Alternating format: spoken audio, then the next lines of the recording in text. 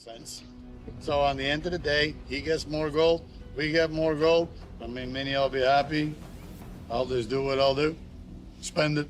He's one of the richest miners on Gold Rush, but Tony Beets' life isn't what it seems. Behind the roaring machines and piles of gold lies a story built on frozen hardship, relentless grit, and one decision that changed everything. I remember when we were young, be pissing rain, then you sit there, milk that cow, and then the water runs all right, you kiss her. From a boy milking cows in the bitter Dutch cold to a man commanding millions in the Yukon, Tony's path is anything but ordinary. But what fuels his drive? And why does a man surrounded by luxury still live like he's battling the wilderness? Let's step inside the contrasting world of Tony Beets, where wealth and work collide. Origins of hardship and hustle. Tony Beets was born in the harsh winter of 1959 in the small Dutch village of Wedenes. That year, temperatures plunged to -8 degrees below sea level, slaying nearly a quarter of the community's livestock. Tony was the third of 4 children, raised on a struggling dairy farm with just 52 cows. Though the family produced more than 800 liters of milk daily in peak season, they earned only 240 Dutch guilders a month. After expenses, strain and sacrifice shaped every part of his childhood. From age 5, Tony's days began before sunrise, milking cows with hands so small they blistered from gripping frozen teats. The work was daily, even on school mornings, for 8 years straight, forcing him to miss over 40 days of school each year. Their home, under 90 square meters for 6 people, offered little comfort. Tony shared a bed with his brothers until age 14, as his parents worked 14-hour days just to survive. Every dairy crisis hit hard. His mother collapsed twice during calving season, was once hospitalized, and his father's hands twisted with arthritis by 45. Selling cheese added little income, leaving the family trapped in hardship. The constant grind taught Tony that survival meant relentless work and stubborn resolve. At 12, he made a decision that stunned the village, refusing church confirmation classes to work instead. That same year, he began driving a vintage 1965 Massey Ferguson tractor, worth more than his family's annual savings. His mechanical talent showed early. He could diagnose engines by ear and once rebuilt a hydraulic system using scrap metal and wire. His boldness and instinct with machines hinted at a future far beyond farm life. But the farm was unforgiving. At 12, a cow kicked him in the chest, breaking 2 ribs. 6 days in the hospital brought costly bills and his father's anger. The injury revealed both the danger and demands of rural life, and the grit Tony would need later. At 16, he fell for Minnie, a girl from a nearby farm, but their family's feud forbade it. They met secretly in a barn, carving their initials into the beams and dreaming of escape. That forbidden romance planted one of the first seeds that would lead Tony away from the farm. By 1978, frustration had taken hold. Diesel prices had tripled since the oil crisis, while milk prices stagnated. Watching his father cry after losing their best cow convinced Tony there had to be more. He and Minnie began imagining a future far from the frozen Dutch fields, a fresh start in Canada, where opportunity waited. The stage was set for a bold leap that would test everything Tony had learned and challenge him to turn his mechanical skill and work ethic into something far greater. There was no turning back once they crossed the ocean. The leap to Canada and first struggles. Arriving in Canada in 1980 with just $1,200 and no knowledge of English, Tony and Minnie Beets faced a harsh new reality. Their first job was at Pacific Mushroom Farms, a grim workplace with long shifts in dark, windowless rooms that reeked of rot and ammonia. Rats scurried through the compost, and the air was thick with fumes. Tony earned $3.50 an hour, while a pregnant Minnie made even less sorting mushrooms. They lived in a cold basement, sleeping in winter coats to stay warm. Tony's inability to read warning signs nearly cost him his life when a forklift almost crushed him. After 8 exhausting months, the couple had lost nearly 30 pounds each and thought seriously about returning home. But quitting was never in Tony's nature. In March 1982, a near-fatal accident changed his path. While working construction in Vancouver, a storm collapsed scaffolding beneath him. He fell 30 feet, cracked his skull, and spent 6 days in the hospital. The $10,000 injury payout became life-changing. The company had ignored safety warnings, leaving Tony with a deep distrust of authority and a resolve to never work under such conditions again. Using the settlement money, Tony made a purchase of a truck and tools and relocated to Alberta, where he got a job on an oil rig. The $15 hourly salary appeared to be a breakthrough, but in 1984, the oil crash hit severely. Prices dropped from $34 to $10 a barrel, causing instant job losses. Tony lost his job with 3 kids to support. Minnie was doing double shifts at a restaurant, her arms burnt with hot grease and scarring from the burns, while Tony was pawning everything, including their wedding bands. On Christmas Eve, their landlord served them the eviction papers. With only $200 left, Tony took a risk. Go north. He drove a worn-out 1976 Ford pickup truck with more than 200,000 miles on it to Dawson City.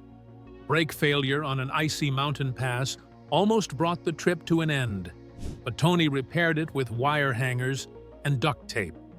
The drive on the Alaska Highway was a real test of his willpower and driving skills. The mining bosses in Dawson were making fun of the newbie. However, he was skilled with machines, and that was the reason for getting the $12 an hour job at Guggenheim Creek. The first day at work turned out to be a disaster. He accidentally crashed a bulldozer into a sluice box and made $3,000 worth of damage. But he did not give up. He was working for 16 hours a day and got the crew's respect. That Yukon winter was very tough for him. After living in a trailer that had newspapers for insulation, Tony went through minus 45 degrees and had his fingers frozen, which never completely healed. Still, his mechanical greatness prevailed. Fixing a broken excavator saved the crew $150,000 and got Tony a raise. This newfound confidence set him on a path few imagined. A transition from an underpaid farm boy to a savvy miner with a growing vision. But the harsh lessons of nature and human deceit lay just ahead. Forged by failure. Tony's first venture as a claim holder came in 1986 when he leased ground near Bonanza Creek for $5,000. That first season yielded about 20 ounces of gold, roughly $8,000. But disaster struck when spring floods destroyed his shelter and half his equipment, leaving him with a $4,000 loss. It was a harsh reminder that nature spared no one, teaching Tony resilience and respect for the unforgiving Yukon wilderness. In 1987, he partnered with Jake Morrison, lured by promising gold reports. Investing his entire $20,000 savings, Tony soon discovered the data were fake. Jake had scammed several miners. Their haul barely covered costs, and the fallout was bitter. Tony fought Jake in the street, then in court, but the damage was done. Forced into bankruptcy, he lost everything, Yet his honesty and determination earned him respect among those who understood the truth behind his downfall. In 1988, Tony found work with Big Al McGregor, where his mechanical mind flourished. Noticing fine gold slipping through oversized screens, he engineered a 3-stage mesh system that boosted recovery rates by 30%. Al rewarded him handsomely with $50,000 in bonuses that year. But Tony's no-nonsense approach showed in his leadership. He fired 3 workers caught drinking on the job. His reputation as a man who demanded serious work began to grow. The following year brought brutal cold, with temperatures falling to -50 degrees Celsius. While most mining operations shut down, Tony's team pressed on, fueled by final rich patches of gold. Tony took matters into his own hands, welding repairs himself in layers of gloves, and even building a heating system powered by diesel burners to keep machinery operational. Their efforts paid off, extracting 150 ounces worth $60,000. Tony kept half, using part of it to buy a used Caterpillar 225 excavator, a symbolic move from laborer to owner. This milestone in 1989 represented not only monetary success, but a turning point. Tony was no longer just a worker. He was an investor and a leader. People began to realize he was different. He had survived early losses, harsh winters, and outright betrayal, all while building skills that would become the foundation of a mining empire. Each step built on the last, fueling Tony's determination to transform his fortunes. And the story was far from over. Building an empire against all odds. In 1990, at just 31 years old, Tony Beets made a daring move that changed everything. He bought Tamarack, Inc., a mining company with 10 claims spread across 500 acres, for $1,200,000. Many thought he was reckless, especially since the deal came with hidden debts: $800,000 in unpaid equipment loans, payroll taxes, and environmental fines. Struggling to stay afloat, Tony sold his house and worked 18-hour days to keep the company alive. The pressure was immense, but quitting was never an option. Pushing through relentless obstacles, Tony and his team poured everything into Tamarack. By 1991, he risked nearly all his remaining funds, $200,000, to upgrade the wash plant at Scribner Creek. Early results looked promising, with earnings of around $160,000. But disaster struck when thawing permafrost caused sinkholes that swallowed 2 bulldozers worth $80,000 each. It was a harsh and costly lesson in the brutal realities of Yukon mining. Tony interpreted the sharp decline in gold prices from $350 an ounce in 1992 as a chance, while most others considered it as the end. He made the most of it by buying 5 new mining claims at ridiculously low prices, $2,000 an acre, when it was already $4,000 in the market.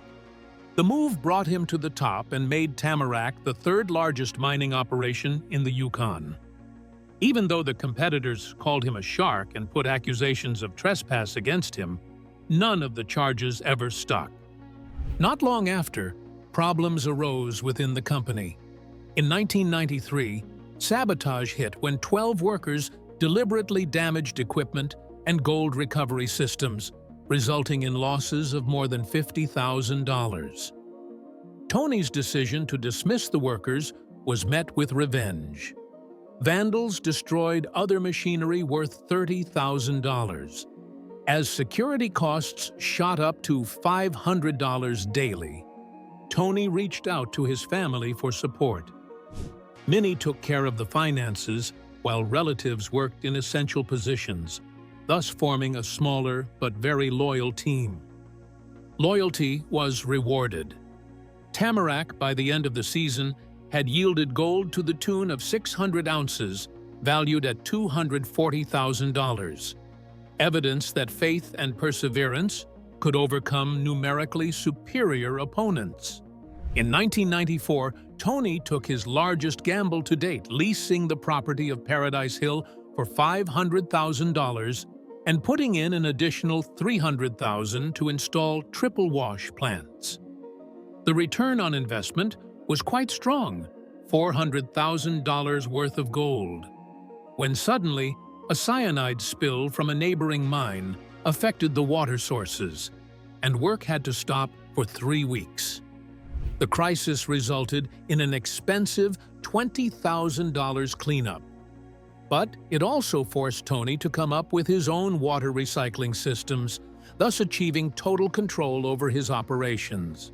Plus, the big hurdle of carbon monoxide poisoning in 1995 due to running a wash plant non-stop for 72 hours did not hinder him at all. He was able to earn almost $500,000 that season. The hard truths and triumphs of the mining world might have gone unnoticed, if not for a brush with the glare of the cameras. But Tony's story on screen would shatter expectations and redefine his life. The Gold Rush TV Impact. Tony Beets joined the cast of Gold Rush in 2011, initially scheduled for just 3 short appearances in Season 2 with a modest pay of $10,000 per episode. At first, he was simply another rugged Dutch miner in the background, barely noticed. That changed dramatically when he confronted young miner Parker Schnabel on camera, delivering a raw, no-nonsense tirade about Parker's lack of experience. The moment exploded online, generating over 50,000 comments and boosting ratings by 23%. Discovery quickly recognized Tony's magnetic presence. By Season 3, his pay increased to $15,000 per episode, and his airtime expanded from 8 minutes to 20. Viewers were drawn to his thick accent, relentless work ethic, and blunt honesty, the kind of authenticity reality TV rarely shows. What began as a supporting appearance soon became the show's defining heartbeat, with Tony emerging as a fan favorite and central figure. Behind the scenes, Tony refused to play by Hollywood's rules. He openly rejected staged drama and fake breakdowns, insisting that real mining was tough enough without scripts. This integrity made him both respected and feared by producers. By 2018, his salary soared to $175,000 per episode, cementing his reputation as Gold Rush's most valuable star. The show also unveiled the massive scale of Tony's mining empire. His fleet was valued at around $5 million, including 12 excavators, 8 bulldozers, 4 wash plants, and the iconic Viking dredge. Fans compared his operation to a Willy Wonka factory for gold, a roaring world where machinery and ambition never rested. In 2018 alone, Tony's mines produced 6,000 ounces of gold worth $2.5 million. His signature line, "That's not mining, that's gambling," became an instant catchphrase, capturing both the risk and realism that defined his world. Averaging 3 million viewers per episode, Tony's presence gave Gold Rush its edge, grounding the show in grit rather than glamour. In 2023, he set a new personal and series record, pulling 7,000 ounces of gold worth nearly $3 million, the largest haul in Gold Rush history. The milestone episode drew 6 million viewers, yet the focus wasn't only the gold, it was Tony's defiance of TV fakery. "This is real mining, not Hollywood BS," he declared, walking away from scripted conflicts. Ratings still climbed by 15%, but rebellion came at a price. In 2014, lighting a gas-soaked dredge pond for a Viking ritual brought $31,000 in fines and a prolonged legal fight. The stunt hurt his image, but never his resolve.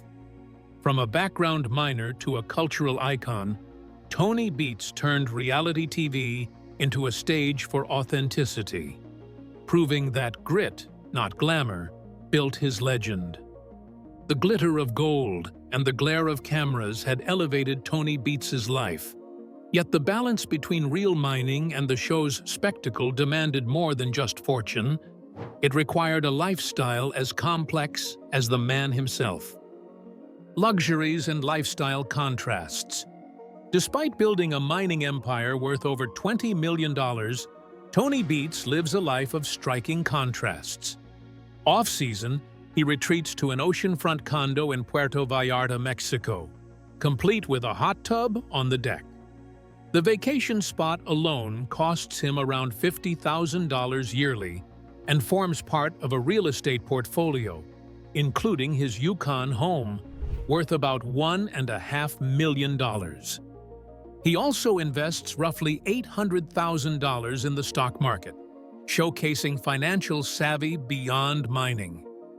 Yet during the mining season, Tony's lifestyle turns Spartan. He sleeps on a couch in a small Yukon cabin, sometimes with nothing but chocolate milk in the fridge. His days stretch 12 to 14 hours, 7 days a week, through rain, snow, and mud. The sharp contrast between luxury and simplicity mirrors his relentless work ethic and the unforgiving demands of life in the Yukon. The story of Tony's fleet is one that will go down in history. The equipment used in his operation alone is worth $5 million. The 12 excavators, the 8 bulldozers, the 4 wash plants, and the famous Viking dredge. Every machine is owned free and clear with no financing or leasing involved, which emphasizes his preference for tangible assets rather than debt. The machines are worked on continuously during the 7-month mining season, and the maintenance of the machines is done through constant repairs and upgrades. Tony's involvement with his equipment and his knowledge keep the costs down. He frequently operates on very important machines himself, using big blue welders and XMT 350s, and never relying on outside help. There is no two ways about it. His investment mentality is evident in that around 70% of his income is reinvested back into the firm, which in turn stimulates growth and modernization. He once took a big risk of $400,000 on an old truck and turned it into a gold machine with extremely high productivity. This practice puts him at the top in an uncertain market, where equipment reliability is often the determining factor between a profit and a loss. To Tony, the machines are not just assets, they are part and parcel of his power and success. Family has a major impact on the empire. His better half, Minnie, takes care of the $5 million yearly budget of their company, Razor Precision. The kids are also part of the business. Monica got to be the youngest female bulldozer operator in Yukon at the age of 16, and her salary was $80,000, while Kevin has been operating old machines, showing that Beets's blood is still flowing strong. Tony, notwithstanding his richness and notoriety, is still a down-to-earth person. He keeps the mining season free of unnecessary luxuries, being totally concentrated on survival and output. His rebelliousness is very much recognized, as once he was fined $31,000 for setting a Viking ritual fire, and still did not want to apologize. Tony Beets's rise from a frozen Dutch farm to a multi-million-dollar mining empire is a striking story of grit, vision, and authenticity. His life proves that luxury and hard work can exist side by side, and that real success demands resilience. If you enjoyed this glimpse into Tony's remarkable world, don't forget to like and subscribe for more inspiring stories from Gold Rush and beyond.